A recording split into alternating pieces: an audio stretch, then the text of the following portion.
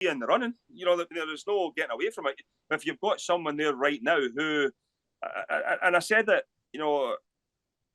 before the game yesterday as well, there's more to football management, coaching. There's more to that than, I know everybody just looks at the pitch, but there's more to that, especially at big clubs. I think you've got to, obviously, in terms of the media, in terms of the scrutiny you're under every single day, and also the working environment. I think if you go and speak to anybody that was there with the previous regime, they would say the working environment in terms of, in and around the training ground, in and around Ibrox, is definitely better.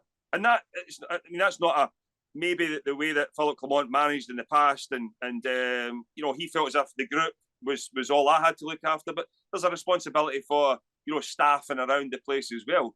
And I think Barry's obviously lifted the morale within the training centre, within Ibrox. But you're then going back to, it's not good enough on the pitch. You can't get away from that. I mean, Barry has now seen it firsthand. He's done the radio in the past. He's done, he said his column. He's spoken in terms of what he thought was wrong and what needed to be done with Rangers. But now he's been inside, and it's been an eye opener. I mean, that was his words.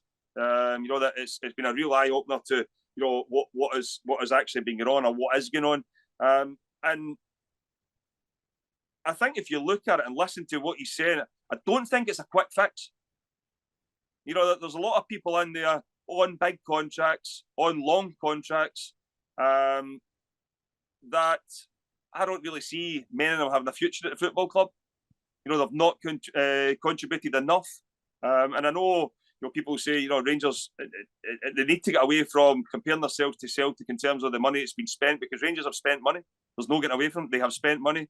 And this whole thing of, depending on getting to the latter stages of Europe, or we're still in Europe, look at, there's some glamour ties and things like that. Your bread and butter is domestic football. And once again, it's been another disappointing season for Rangers.